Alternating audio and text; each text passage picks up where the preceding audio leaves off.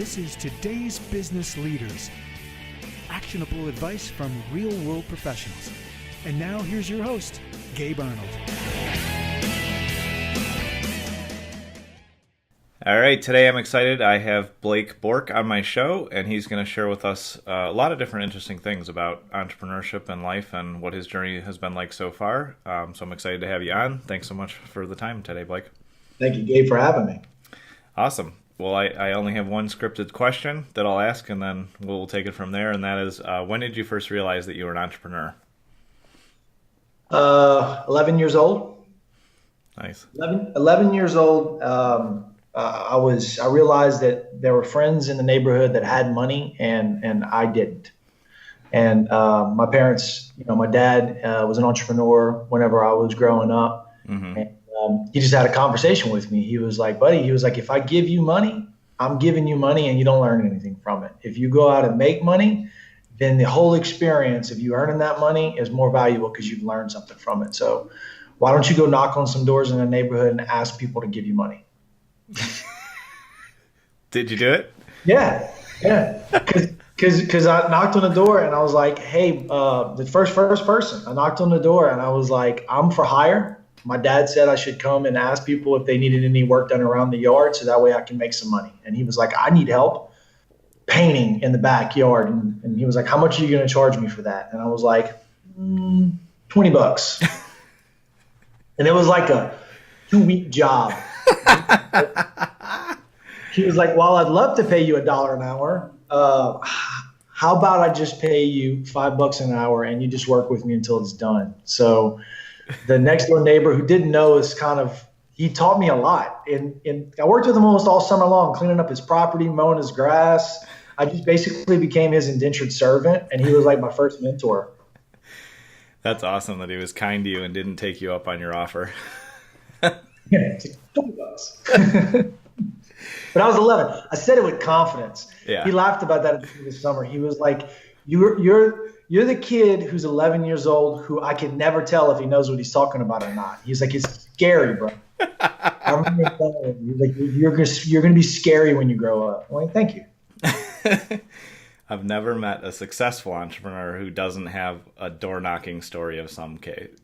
Some case, almost everybody on the show always like, oh yeah, I thought it'd be a good idea to go sell stuff to people, so I went door to door. Or like this guy now that owns this huge ad agency, Adam Elson, him and his dad went door to door to every business in the community and sold websites and directory listings like when the internet was born, like years ago. And I could go on and on, but or you read about Mark Cuban, he went door to door, and I think he sold garbage bags or something. I forget what he sold, but what you learn door to door is to be able to overcome your fear and for you to get uncomfortable. But for me, at least, it always took a mentor, a coach, a consultant to kind of take me from staring at the problem that was right in front of my face and then backing me up and saying, okay, so the problem is much larger than you and the solution can be much larger than you.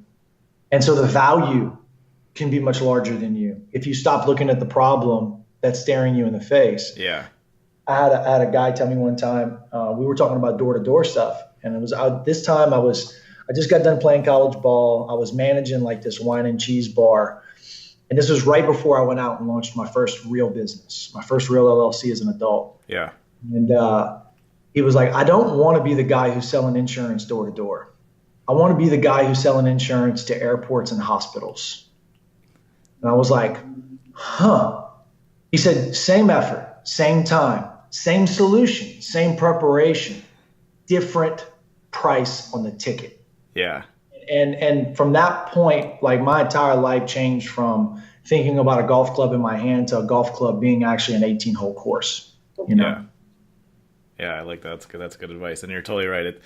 To sell somebody $1,000, on a $1,000 service is virtually the same effort and work as selling $100,000 service. It's like, there's minor differences really, but it's all the same effort and same mindset and all that stuff, which is pretty interesting. So you start at 11 and get to work with somebody all summer and make $5 an hour instead of $1 an hour, which is good. Where did it go from there? Give us the kind of condensed version of from there to where you are today. So after I got done playing college ball, I was the guy who I was a bartender in the off season because what I realized was with my NCAA scholarship, there were limitations on how much money we can actually make. And so you couldn't earn more than your scholarship. Well, I went to a school where our tuition was only like $1,000. I played for the Raging Cajuns. And so when I started there, our tuition was $1,000 a semester. It's not a whole lot of money. Yeah. But if I was a bartender, they paid us $2.17 an hour. And they only claimed minimum wage. Gotcha. So I was able to work a lot more hours. I can work like 200 hours a summer. And I was making way more than minimum wage because I was making $200, $300 a night, and we weren't claiming tips for the IRS. We were just claiming minimum wage. So I always kind of had that entrepreneurial mindset. I was always like, I want to have money. I need to have money because you learn when you make money. Yeah. If you're not making money, if you're not out there earning money, then you're not learning in the process. That's the one thing that the difference between, to me, an entrepreneurial mindset and an entrepreneurial mindset is the fact that I have to learn every single day or else I'm dying. Whatever I know today needs to change tomorrow. Because and then I hate it when I hear people say, I get paid for what I know. No, you don't. You get paid for what you can learn. Yeah. And so you continue to increase your value as you increase your human life value, and you increase the value that you have in yourself because you know more, you learn more, right? Mm-hmm. And so when I got done with school, I walked away with 6 hours left to graduate because I wrote a senior project business plan that was basically like, you remember Trading Spaces? Trading Spaces, the home improvement television show? Yep. Yeah. I had started doing a tree service. So I was basically, they had a big hurricane that came through Lafayette, Louisiana. One of my customers at the bar had a tree service, Billy Broussard's tree service. Started working for him selling, was making 10% on these jobs and was just crushing it. Nice.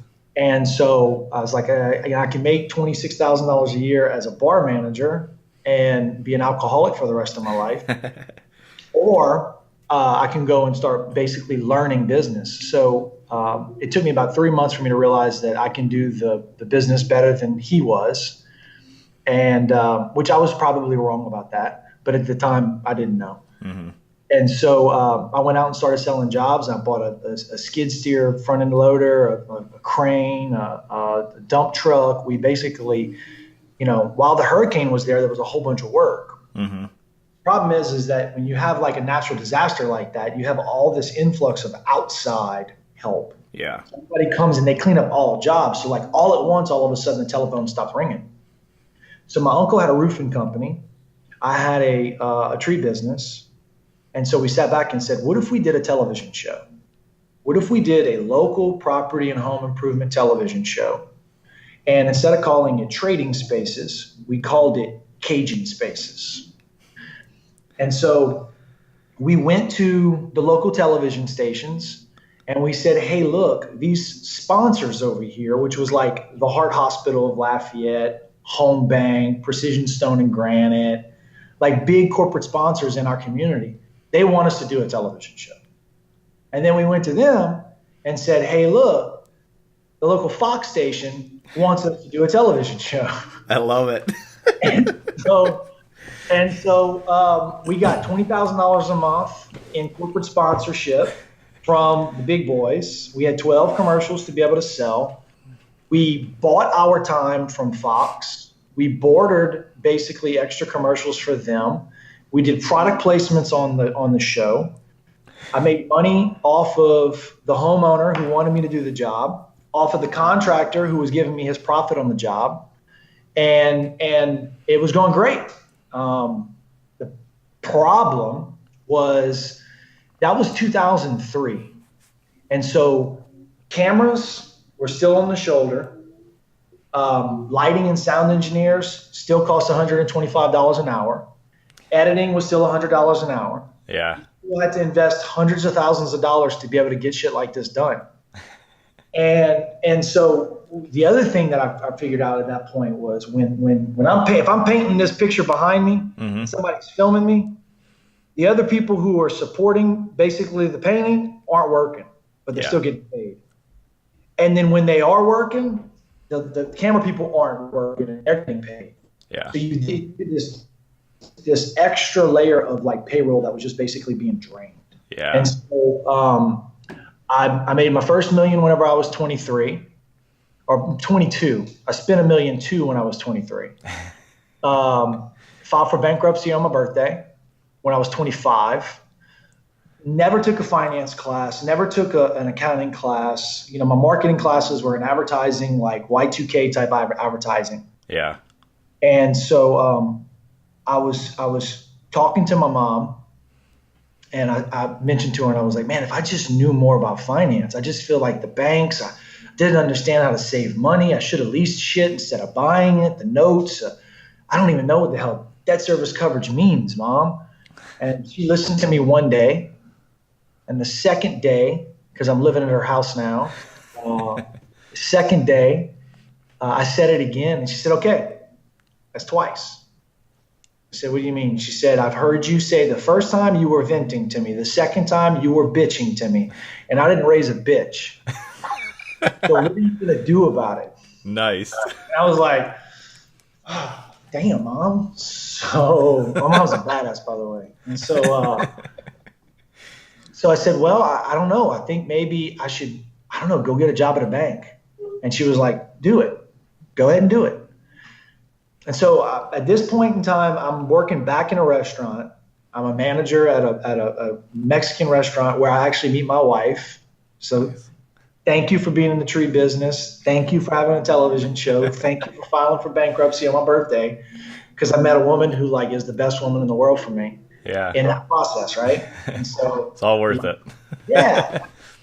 And so and her father is a banker. So I was like, they got a good life. You know what? I'll just trade in my entrepreneurial card and I'll go learn business. And so I go to work that day, and literally a guy that I played college football with is sitting at a table in the restaurant on that day with a Chase Bank shirt on. And I'm like, all right, so this is more than a sign. Yeah. Go talk to him. Hey, Nate, what's going on, man? How you doing? He's like, I'm doing great. I said, did you work at a bank? He's like, yeah, I work at a bank. Oh, man, I was just talking to my mom yesterday or today, this morning, about being a banker. And he was like, there's an opening in Scott, Louisiana. You'd be perfect for. And I'm like, well, holy shit. So I go talk to my the best two men that I ever worked with in business were these two Lebanese gentlemen who just made an empire off of a $10,000 credit card advance from American Express. You should write a freaking book on what these men were able to pull off. But wow. So they had helped me. They were counseling me. I went to them and I was like, all right, so here's my choices, bosses, Robert and Simon. I can go and get my MBA, which I would like for you guys to finance for me and let me pay back. Or I can go get a job at a bank and learn the experience. One of these keeps me in your life. The other one forces me out. And basically the answer was, what is you getting your MBA? How is you getting your MBA going to make you a better restaurant manager? And my answer was, no, I want to be a business partner with you guys. And they said, well, then you should go be a banker. Good answer. And so I'm like, all right.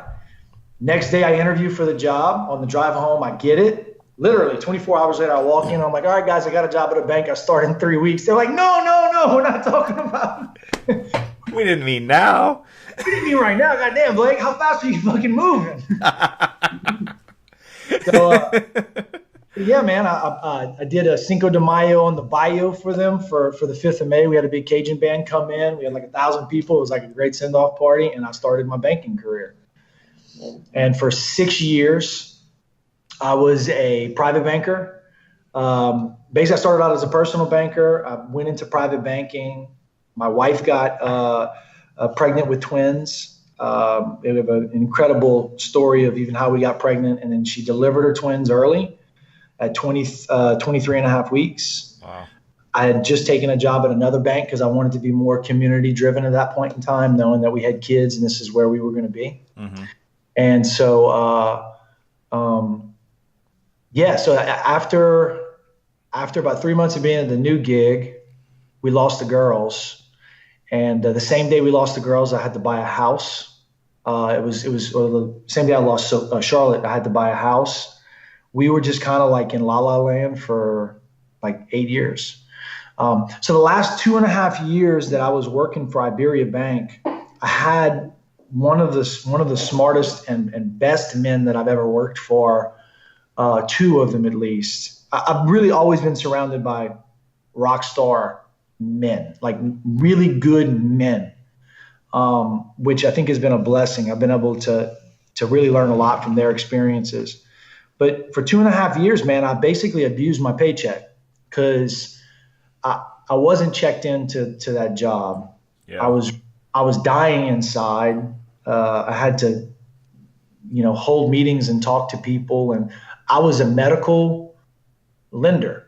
Like I was a private banker that basically lended money to doctors and took care of their accounts. And I did hospital financing, and I did physician-owned nursing homes and rehab facilities. And I practiced the business of medicine. And every single time I walked into the hospital that my daughters died in, I would leave immediately and snort 2 oxycodones. Yeah. Because broke my neck playing college ball. So I had depression plus dependence equals addiction. And what a lot of people don't understand about the entrepreneurial mindset is we don't create spots in our life to be able to rest and release the rage and rest from our success. And because of that, we create these little mini infrastructures or these time periods where we just sedate ourselves. I would agree. And when we sedate ourselves either with alcohol, with drugs, with sex, with money, with porn. It doesn't matter. Right. But we're hiding from the real problems that exist in our life. And I didn't know what was wrong with me. I just knew I couldn't be an employee anymore. I felt like the walls were closing in on me, and I was like, I didn't go through all of this. I didn't meet my wife because I went bankrupt, and I didn't have these 2 great businessmen, these Lebanese businessmen, groom me. And I didn't come and work at the banks for me to sit here and just continue to watch dumb people. This is how I was thinking back then, because I was an asshole. I'm watching people who are literally lucky make millions on my advice. Yeah. Because I didn't realize at that time that these guys weren't lucky. They were prepared. Yeah. They were risk takers. They were grinding their asses off. But there was something that I didn't like receiving a paycheck anymore. Yeah. And it was probably a lot of the guilt of the fact that I knew that I was giving them 30%. I couldn't show up the way I needed to show up for them. So I started a business. I went back and said, so what we did was we started a biometric monitoring company. Wow. This was 2011. So 2011, before the iWatch, before Fitbits, before Garmin can tell me how I'm sleeping. Yeah. We found this company called Polar. And Polar was doing a team system. And I had an orthopedic surgeon who, in business, the guys who are listening to your show, there's when you have a wife, you're married, you have a wife, she's your anchor and your compass. Yeah. Submit to that she's your anchor and your compass. And when you ask her questions for her intuition and she tells you the answer, don't argue with it. Especially when you're looking, because you turn into this, I saw somebody posted the other day, an ask hole. Yep. An ask hole. Ask the question and then you argue with her. So don't let the arguments about groceries and vacation also waterfall and weave into the arguments about building a foundation for your life. Because at this time, my wife has called every single person that ever screwed me over in business, every man who was untrustworthy, every single one of them that ever put me in a situation. And she's also called the ones that did great and were honest and were true and were loyal. She's batting 1,000. Yeah. I'm looking to get into the Hall of Fame batting 300. Yep. You know what I mean? I got straight up what was that show with a little lightning bat? I got the Wonder Boy on my team sitting on the bench right now, and I'm not letting her get in the fucking rotation. Yeah. So just as an aside, I met this orthopedic surgeon and she said, he will use you. He will take everything from you. He is a bad man. And I quit my job to go and work with this dude. And he took it all from me. I busted my ass. He tried to take it all from me. But I've lived my life basically white knuckles up. Yep. I've lived my life every single day, and I'm not afraid of confrontation. I often seek it. And so so we ended up taking it from him. But we started this biometric monitoring company, and the purpose of it was to be able to predict the fatigue in workers wirelessly while they worked. Wow. And so we started very early. Brought on one of my dear friends at the time. He was a programmer. He and I took the business once the orthopedic surgeon took his claim and showed who he was. We went into a mini legal battle. We put him in a penalty box real quick. We ended up, I learned all this stuff from banking, right? I understood how operating agreements worked, how LLCs, protections, documentation, emails, so, keep all that shit. Hired the right attorney, moved. And then we ended up working for the next 2 years with Chevron. Nice. And we ended up selling the concept in part and parcel to Chevron right before the oil and gas industry dovetailed. And in this time, it was called Paradigm Safety Integration. So Paradigm was awesome, man, because we were really able to be able to measure like heart rate, breathing rate, skin temperature, activity level, posture. We put like 500 men, 380 to 500 men in we got data on them, and we sent them through our program. And what I found there was that I really started to fall in love with human data. So like my whole life like is around like present data to a person and have them make decisions on it. Like, that's why I love the scale. The scale is a true test. It doesn't lie. It's a simple one data point. Did you lose weight or did you gain weight? I love the bank account. Yeah. As successful as you want, but your bank account's going to tell the story. And so I would challenge you to consider that if you think you're providing value to your customers, but if your bank account doesn't reflect it, they don't feel the same as you do. Yeah. Right. And so we were presenting data on people's biometrics, and these are like oil and gas men. And we would put a spirometer on their face, make them do a VO2 test, bring them to fatigue in a clinical environment, and then all of a sudden we realized that they would change their patterns. They wanted to lose weight, they wanted to exercise, they wanted to have sex with their wives. It was an incredible thing. It was this pattern interrupt, bringing them to fatigue in a clinical environment and showing them the decisions that they're making when they're tired can impact people around them. Like a real demo of that for them was like a game changer. So Chevron dug it. Price of oil took a shit off a cliff in 2014, October 2014. And at the same time, my wife called it. The business partners that we were involved in were looking to sell their business. And she was telling me, she was like, you really need to stop working with people who have more money than you, who do not care about you. You need to work with people who are in your peer group and are all focused. Effectively, I kept borrowing light from other men. I'd borrow money, I'd borrow light, I'd borrow their success. And then we were trying to basically build our businesses around already existing businesses. And we just didn't have a foundation for us to stand on. And so anytime somebody would make a decision that would change, our foundation was on shifting sand all the time. Yeah. We were never really able to have a platform to launch our own success. So in 2014, we decided to open up a toxicology laboratory. Because of the human data, but literally because one of my other high school friends, so one of the linebackers on my high school football team was the programmer that I took with me on Paradigm. The other linebacker that was on my high school football team calls me up and says, "Hey, Blake, the dumbest dude I know just drove up in a Ferrari at my gym. And I asked him what he's doing for a living, and he said he started a toxicology laboratory."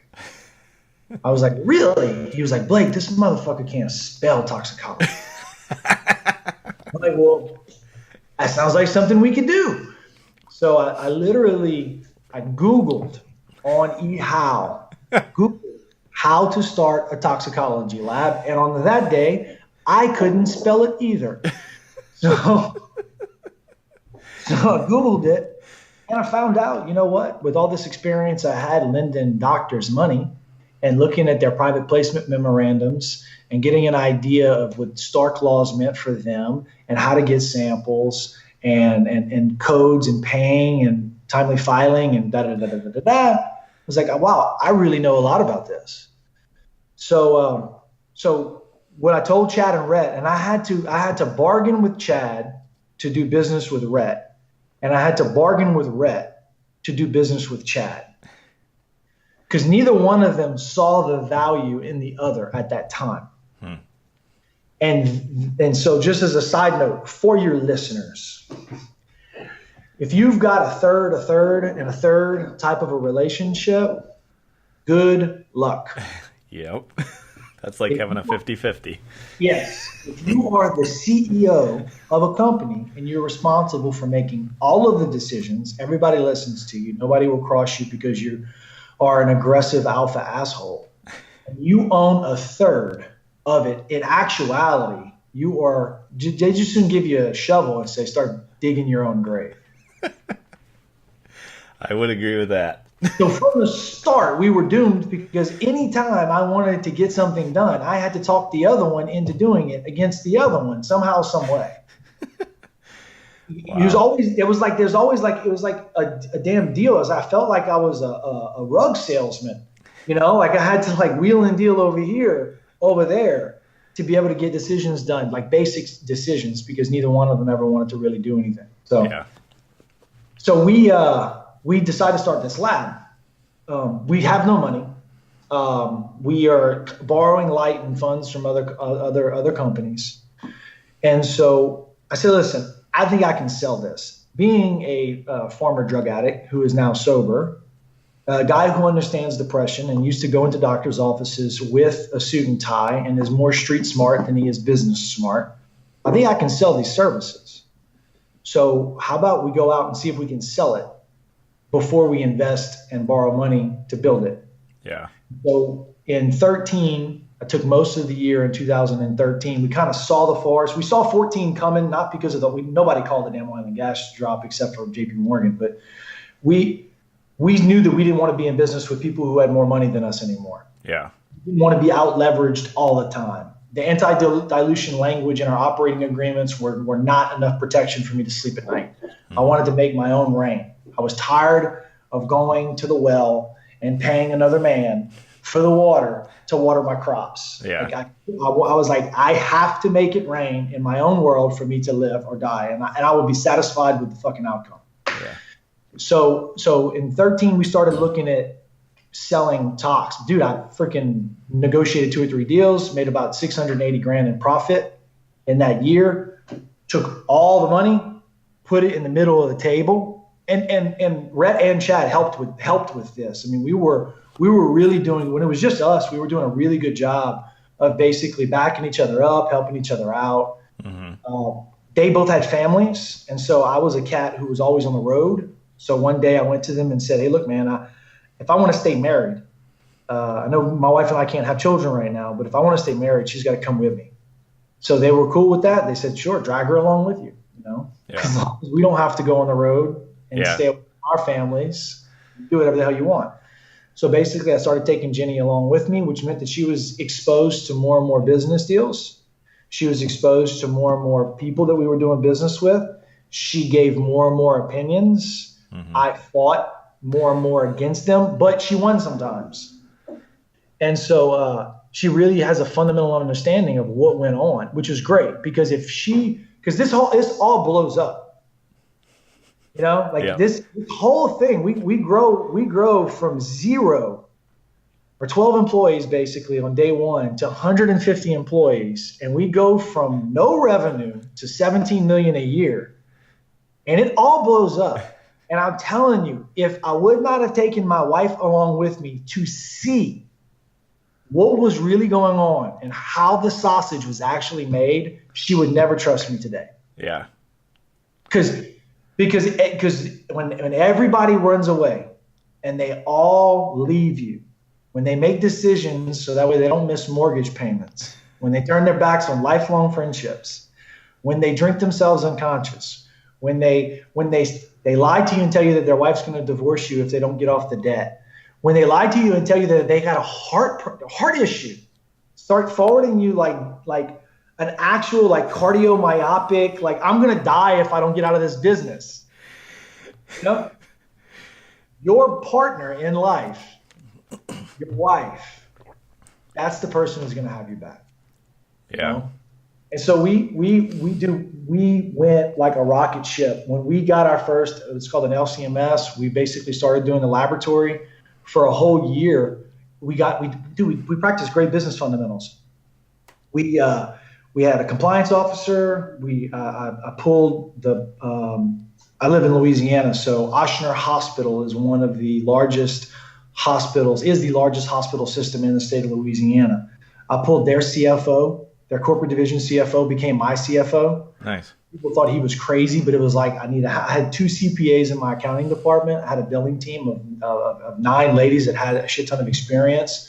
We had a real HR department.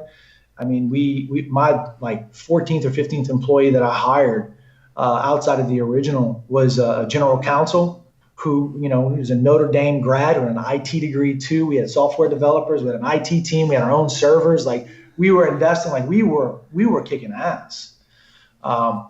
And one of the biggest lessons that any entrepreneur can learn is it's not about your resources. It's about your resourcefulness and your ability to let go at the right time. That's good advice.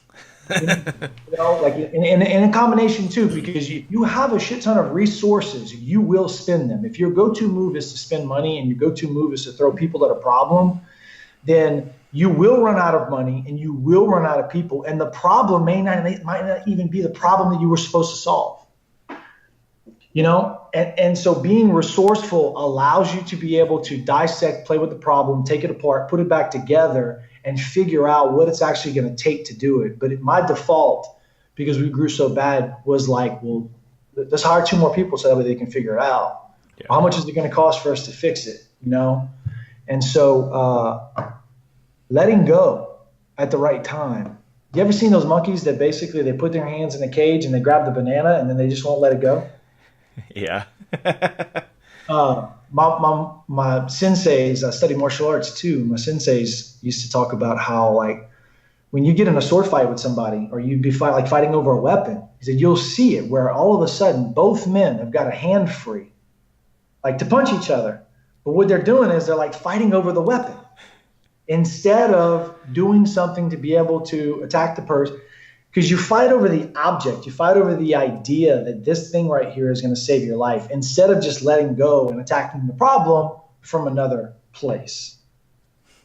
And so we refuse to let go of the weapon or the banana.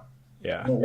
And we basically just wrote it all the way down to the bottom. So as an entrepreneur, one of the things is you build your business with this feeling that your business is your identity and that the people in your business are there like for this magical purpose of them just basically having a community.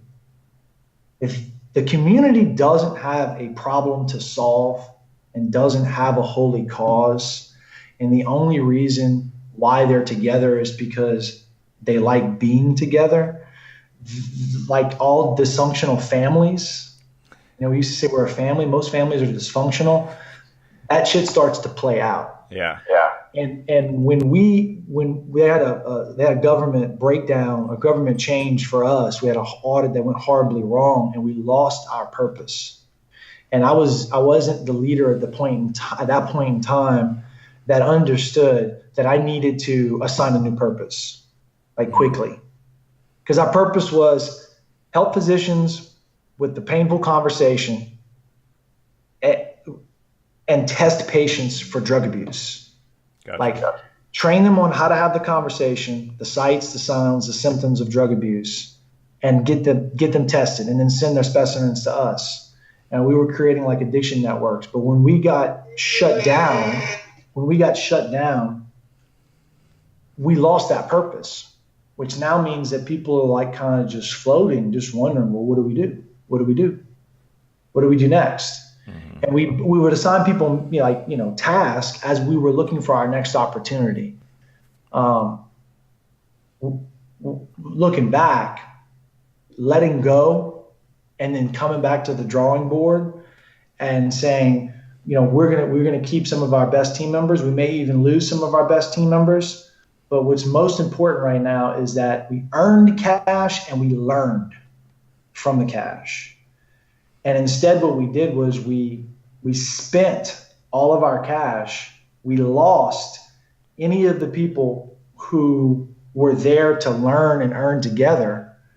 And it was almost like we wiped our own business off the face of the earth, because all the infrastructure, all the policies and procedures, the SharePoint, everything, we just basically burned it down. And it was all because we didn't want to let go of the family that were really, anytime there's money involved in a situation and you get screwed at the end, somebody's the John, somebody's the prostitute. Yep. And so, you have people who are there. If it's a one-to-one relationship, man, and we're just sitting here and it's a win for me and it's a win for you, which means that, hey, listen, I'm going to hire you to do my sales or manage my sales team, and I'm going to pay you for it. And you're like, cool. And then you go out and you earn your paycheck, and you feel good because you earned your paycheck and you have clear data. And I feel good because I made money off of you. But as soon as I'm like, hey, look, man, we don't have a lab to really run it anymore, but I don't want to lose you. So I'm just going to pay you, you chill. This just became a win-lose situation. You win, I lose. Yeah. I'm the John, you're the prostitute. Because I'm paying you to screw me. And I actually created it. It's me who did it. It's my fault, because you're going to take the paycheck. But then you start to realize, dude, this can't go on forever. Yeah. I don't want to be a prostitute anymore, right? So then you end up rolling out. But then I'm like, dude, I've been paying you. And you're like, hey, man, look, dude, I'm a prostitute, man. I'm not going to stick around for breakfast. That is the best way of explaining that I've ever heard. Love it. I'm not going to stick around for breakfast. I don't do dishes. I'm not cooking for you. I'm not going to be here whenever you dismantle your company, when you sell and liquidate your assets. I'm not going to be here for any of the audits. I'm not going to be here for the legal battle. You paid me to screw you, and now I'm gone. Wow. So it all crashed and burned at the end, huh? Yep. Well, this is the other beautiful thing. It ain't the end. Is when you put yourself in the mindset of, I went through all of those experiences. We had stupid, crazy success. We accomplished so much from a logistical standpoint. We set up a centralized payroll, and a centralized HR, an accounting department that was badass, a billing team that was awesome. We had a great culture. We learned how to throw parties internally, externally. We had 1,000 doctors sent into our laboratory at the end. Like all of that. Now the tragedy is we lost the nucleus that can do that stuff together. Mm-hmm. But when you go from like basically needing to start over, what I realized was, man, I didn't need any of it. I didn't need any. I needed it to be the CEO of a company before I had a daughter. After I had my daughter, I was like, I cannot show up in the way that this company required pre-Violet Grace. Yeah. I can't. And so now you come back and it's like, dude, like I let go of the banana, I let go of the sword, I cut your head off, and I'm moving on down the street. Like it's not about, it's like no feelings involved in it. This is very easy. I can coach men. My wife and I started an online jewelry business. I knew that in order for me to market in today's world, I needed to learn marketing because we never did it. So picked up a Russell Brunson book, read .com secrets, read expert secrets, got to pitch anything, read a little bit of Rich Dad, Poor Dad. That's some of my favorites too. And probably in that order too. yeah. And I just started consuming information. I found Wake Up Warrior and Garrett White, Samful Safi, and Jesse Ewell in June of 2017. Became a certified trainer with them. Nice. And have been sober 277 days, lost 40 pounds, ran a half marathon, training for a half Ironman, love my wife, tell the truth, live clean, sleep on a soft pillow, and enjoying the heck out of building the business underneath the constraint of no employees, working from the house, without throwing crazy money at the problems. That I think is probably, all of that I think is really key, but I think that what you mentioned there about what you did wrong, because I did that too. I had a multi-million-dollar construction company in my early 20s, and I was making more money than I knew what to do with, so I would just hire people and throw money in it, whatever. And you're totally right. Rarely is that the solution. There are a few occasions where I would say maybe it is, but rarely is it the right solution to say, oh, money and people will solve it if you don't invest in the resourcefulness or the creativity yourself first and say like, oh, this is what we need to do because I figured it out. Because that's your role as the entrepreneur, is to be innovative, to be creative, and to figure things out. So I think that's definitely good advice there. And I started my multi-million-dollar construction company with 60 employees and 20 vendors with the goal of having no employees. Yeah. But I didn't really follow through on my plan. If I would have followed through on my plan and stuck to what I knew was the right way to do it, I probably would still have that company. Yeah. But I lost it in the housing market crash because I did it all wrong. And like when money dried up on me, I got stuck and it rolled downhill and I lost it. It was a great experience, but I can definitely really relate to that.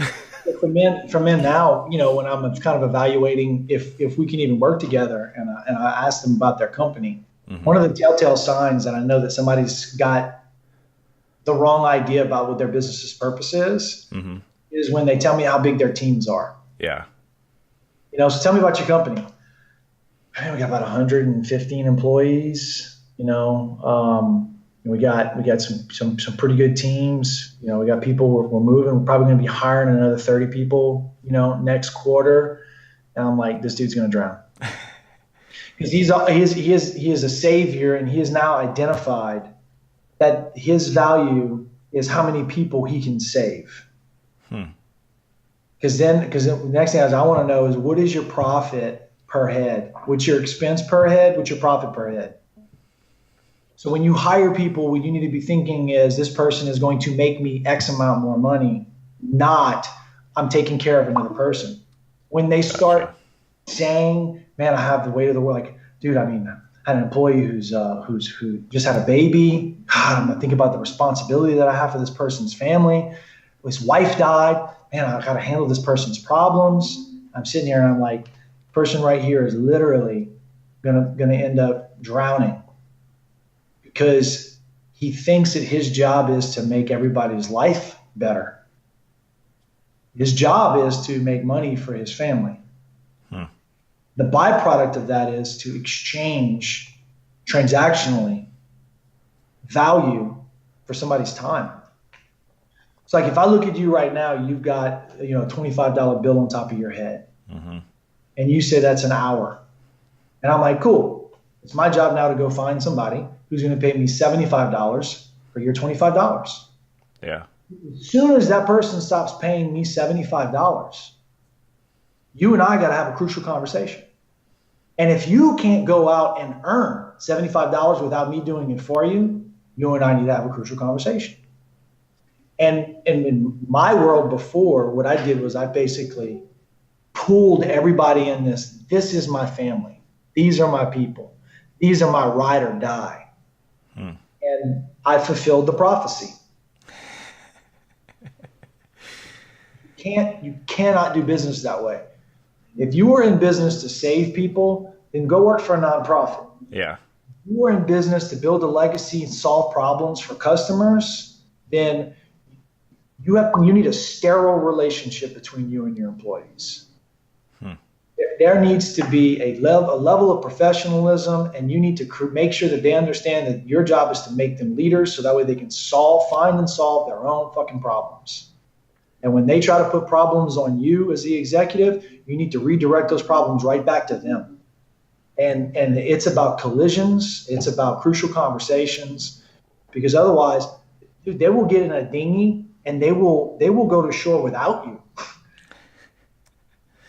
You will be stuck swimming to shore by yourself, and good luck fighting the sharks. Man, good advice. So what's the balance between, because I don't think this is what I'm hearing. You're not saying you don't treat your employees well, and you don't, that you don't create that positive culture and the right sense of family. But also, I totally agree with you. You need to know, this is what this person costs me every month, and this is what they produce for me, because you are building a business. And I would agree that being in that like savior mode, or like that's why I'm hiring these people, is probably the worst thing you can do. And I've definitely done that wrong before. So what's the balance between looking at somebody as just somebody that produces for you and having the relationship? Like how do you put that together? All finance. Pardon me? Teach them all finance. Teach every single person in the company, from the CEO down to the janitor, how to read a P&L. Teach them all what makes us money. These are the problems that we solve for our clients, our customers. This is how we make cash. This is how you fit into the solution set. Gotcha. Right? And then, maybe sounds drastic, but if I ever get in a situation again, which I'm sure I will, where I've got more than 20 employees, everybody's payroll is in visibility of everyone else. Because I want zero sacred cows. And when you sign up for the company, you understand the company's culture. Yeah. Right? So it's 100. It's the opposite of being disrespectful, because what's being disrespectful is me pleasing you and saving you and not allowing you to enjoy the full experience of winning on a daily basis because of you. That's misleading, right? Yeah. But if I have a conversation with you and we set small targets weekly, and you hit those targets weekly, you get to enjoy win after win after win, and you did it, I didn't do it. And when you got problems, I'm more of your counselor. Yeah. I'm not your fucking savior, because if I become your savior, then I'm dwarfing you as a man. Yeah. And that you're not going to want that for very long. Right. You just won't. And I've seen it. If you don't have a holy cause and purpose as an employee that you can attach to my holy cause and purpose, you will find a water cooler somewhere else. Right. That you can hang out at. That's solid, man. Would you, if you got to the employee level, I'm really curious about this, because my brother is actually rolling out something similar in the company that he manages, which is pretty interesting. You as the founder, would you disclose your own income to everybody? I would do audited finance. I wanted to do this for 4 years straight with my other partners. This isn't something that's like, oh, if I would have done this. Like, I literally wanted to, because I got tired of people basically coming in and saying, so I heard raises I didn't get, and I'm just wondering why. It's like, first off, you heard shit that's gospel. Excuse me, gossip. Yeah. Coming here, we're just talking gospel. Yeah. Like, there's not going to be right. Period, right? And so I would absolutely 100% disclose the profitability and the take home, because at the end of the day, it's my company. Right. But if we wanted to treat it like a publicly traded company, then your top 5 employees are going to be visible for everyone anyway. Gotcha. Anytime there's a move or there's a stock trade or anything. So I would want to have audited financials. One, because you don't know when somebody's going to buy you. And if your books are shit and the opportunity comes and you don't have CPA prepared or audited financial statements, you could cost yourself millions. Yeah. If you're in business and you don't have the idea to sell it, then you're not going to, and you're going to fail. And just challenge anybody out there. If you don't have a plan to exit your business and to sell your business, you never will. Is there any time you think you should just plan to hold on to it forever or not? Never. Never, ever. Never. Never. That's interesting, yeah. Yeah, and I mean, I can give you a couple of examples why. Like, if you are a doctor and you have, your family practice and you have like your actual practice that's you. Right. Or you're a lawyer, yes, I got it. But let's say you open up a dry cleaner, right? And you have the ability to be able to run 3 years successful in a dry cleaner. And somebody decides to come in and they want to offer you 4 or 5 times that. And you're able to take 4 or 5 times that this year. Now, you can take that money and the knowledge and the skill sets that you had in running the dry cleaning business, take that money now. Probably the dry cleaning business cost you $50,000 to get in. Say you're now all of a sudden walking with $250,000 in your hand. If you take those knowledge and skill sets and go put it in another business, again, instead of us doing a door-to-door business, moving a little bit more to a regional airport business. To me, the only way that you can actually move up, if you're an entrepreneur, it's because you love running businesses. If you are like, hey, listen, I just really want to dig water wells for the rest of my life for people who are thirsty in Africa, then I'm going to applaud the hell out of you, and you got a purpose. That's what you want to do for the rest of your life. But I don't think entrepreneurs need to go into entrepreneurship saying that I'm going to do this for the next 30 years. Yeah. Like, how about this? I'm going to do this for the next 3 years. And then I'm going to sell this bitch, and I'm going to do it bigger for the next 3 years after that. And I am going to drive towards serial expansion, not serial entrepreneurialism. Not I'm changing my mind every time, but I'm expanding and I'm solving more complicated problems for more value to more people. Fair answer? Yeah, that makes sense. I'm always curious about that because some of my businesses and products I have kind of set up to sell, and some of them I think as being a lot more long term. So that's a very interesting. It's very interesting to think about. Yeah, it's the exit strategy, dude. You just because you and I aren't given tomorrow, and you're more likely as a white male to be disabled than you are to die right now at our age.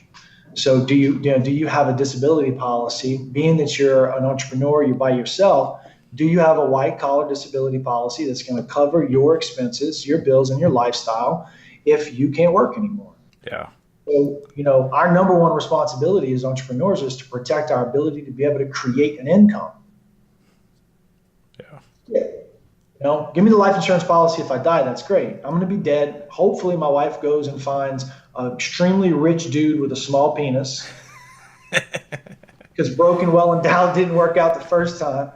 And so, boom. So hopefully, but I mean, at the end of the day, like while I'm living here, I need to make sure that I can protect our ability to earn an income. Yeah. And so it doesn't stop. We take care of it. So that's part of an exit strategy. And if I sell my business, if I'm so emotionally wrapped up into it, or if there's just an opportunity, it's crazy, what are the metrics that I'm basically putting now in play that tell me that if somebody tells Gabe, hey, Gabe, we want to offer you 10 times your revenue this year, and 2 years ago, you said you'd take 4 times revenue. Right. Why are you saying no now? What changed? Yeah. So in a way, it's the ability for you to be able to mirror yourself down the road and go back and do a gut check and say, okay, so 2 years ago, Gabe really liked 4 times. I'm getting 10 times right now, and I'm arguing for stuff. Whoa. Yeah. What happened? What changed? What are our opportunities?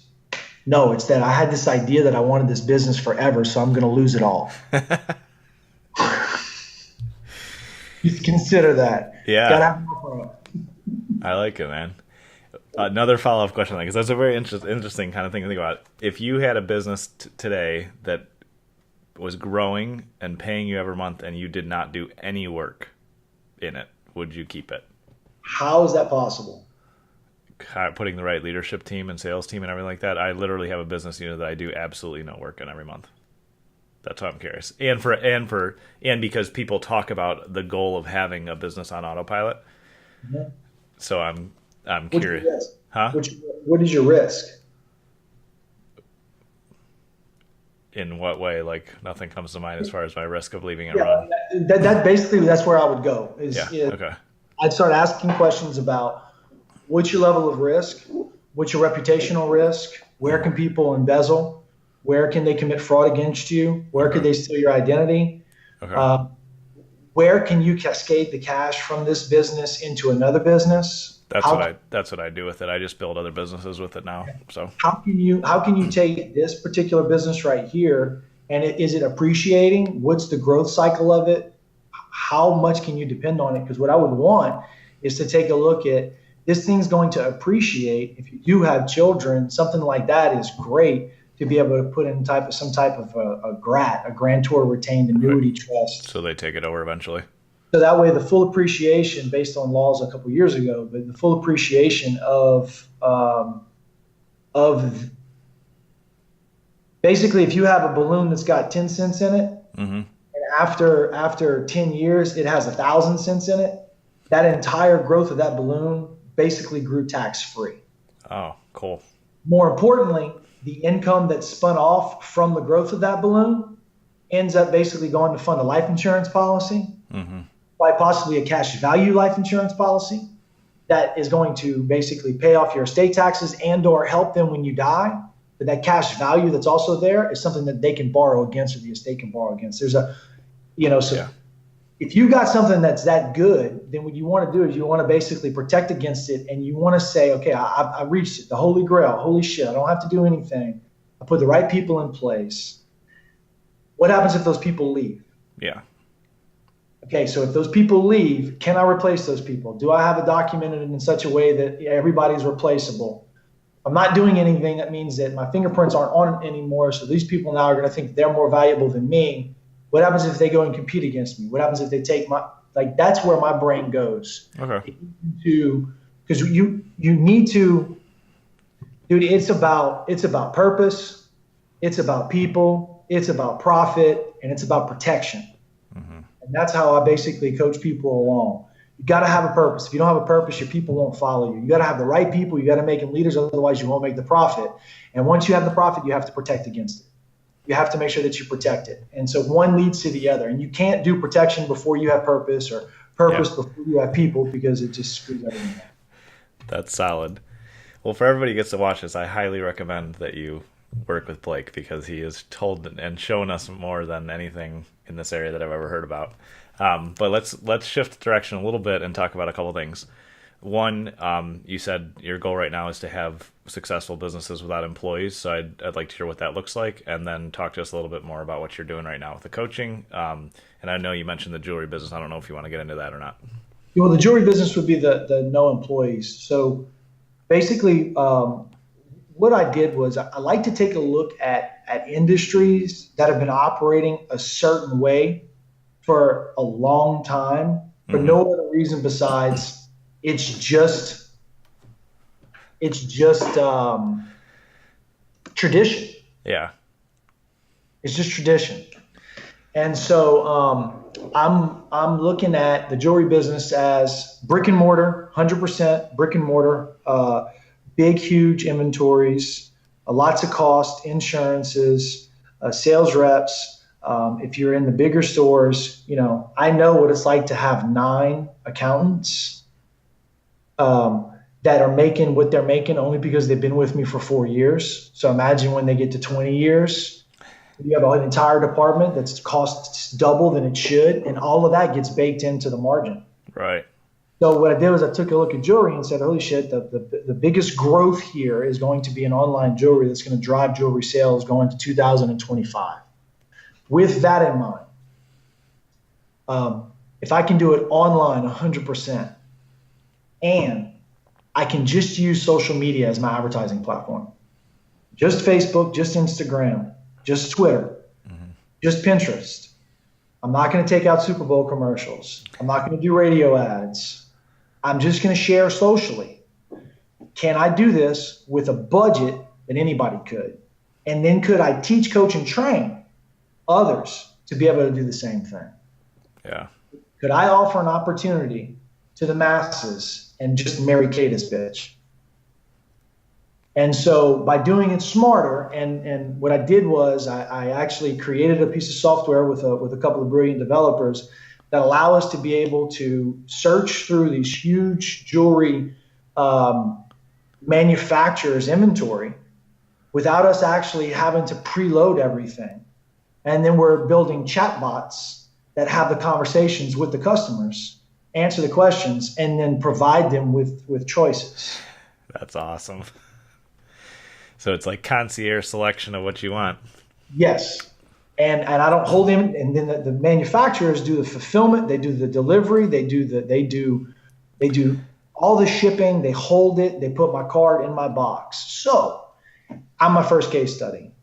And I'm not cheating the system, because I want to make sure that I prove it with these rules in place. So that way I can come out and say, look, this is what our hypothesis was. This is what we proved to be right. Yeah. I didn't throw 250 grand at this business. Right. I literally sold jewelry to my friends, took the profit, put it into more marketing, took the profit, put it into the website, took the profit, and I just rolled it. Yeah. And so that's basically the idea, that I have to have no employees and jewelry. That's awesome. And then you'll just sell. Cloud Jewelers is the name of it. Cloud Jewelers, because the jewelry's coming from the cloud. That's very cool. Awesome. So once you get that figured out, then you'll sell the business model and sell access to it, and anybody could open a jewelry shop, right? That's right. Anybody could have an online jewelry platform, and the goal would be you can build your Instagram audience. You can find your own influencers. Mm-hmm. You can. There's no because the biggest thing about jewelry is trust. And so you still have to overcome this try to buy. So the people who know me and are close to my circle are more likely to buy from me. Right. And so I'm probably not going to be able to get your people to buy from me, but you'll be able to get your people to buy from you. That's right. We trust you. And so then you start working with the local nonprofits in your area, and you start doing something that we call jewelry drives and purchase for a purpose. And everybody who comes in the nonprofit, we give them 15% or 20% of whatever the ticket price was. Yeah. Now you're using the nonprofits as a way to raise cash for them, driving that whole better to give than receive type of a deal. So there's a couple of cool things that we got going on there. Very cool. That sounds awesome, man. Definitely keep us posted as you go along with that. Got it. Last but not least, what's the coaching look like? Anything else you want to share with the audience before we wrap up here? Sure. So as a certified trainer with Warrior, I've been the last year, I've been basically iron sharpens iron. Garrett and Sam and Jesse and the rest of the Warrior Brotherhood. There's like 60 of us that took the certified trainer program really seriously. Last November, 13 graduated. We probably have another 20, 25 that'll graduate in June. I'll be one of those guys that graduate in June. Nice. And so with that, I'm taking a program that I call Code Blue. That is a Code Blue Academy. Basically, what I do is I take men inside of a three night, 4-day experience. I got a couple of Navy SEALs that are helping me with it. We're going to get them lost in the woods so that way they can find themselves. Doctors, medical professionals, and other entrepreneurs, basically, that are just wrapped up into the daily grind, the shame, the guilt, the blame of what it took to build their business, falling out of love with their God, falling out of love with their family. Children don't respect them. They turn into ATMs. Maybe they're addicted to porn. Maybe they're addicted to massages. Maybe they're addicted to drugs and alcohol. But it's a pattern interrupt. And after we do that pattern interrupt, then we've got 90 days of coaching that we do for them. And I attack it. It's all, for me, it's web-based coaching like this, but we get to have a group experience and then some one-on-one training. But then they're in a pod with those men that they went through that group experience with. So that way they have that shared brotherhood and that connection. And then they all encourage and push themselves up. And the men who are involved in these units are not broken men. They're men who are good going to great. I screen them all. So we don't have people who are coming in here who can barely pay their bills. We have people that built, $15 million businesses overnight. Yeah. Times. Just like, there's something from my childhood that I got to figure out. Yeah. There's something inside of me, like I'm one click away from being great, so where is it? What can I do for it? And then, so they get the experience of a lifetime and brothers for forever. That's awesome, man. Very cool. Well, we've covered a ton, and I would definitely love to have you back again soon, Blake, but thank you so much for being on. I'll share all the links in the show notes, obviously, but people can go to cloudjewelers.com to find out about the jewelry shop, and codeblue.academy is the coaching program, and I'll share the links to all of Blake's stuff as well. So thank you so much for being on, man. This has been really valuable. Hey, thank you, Gabe. I appreciate you too, man. We'll talk to you soon. Sounds good. You've been listening to Today's Business Leaders with Gabe Arnold. Remember to subscribe on iTunes. For more information, visit todaysbusinessleaders.com.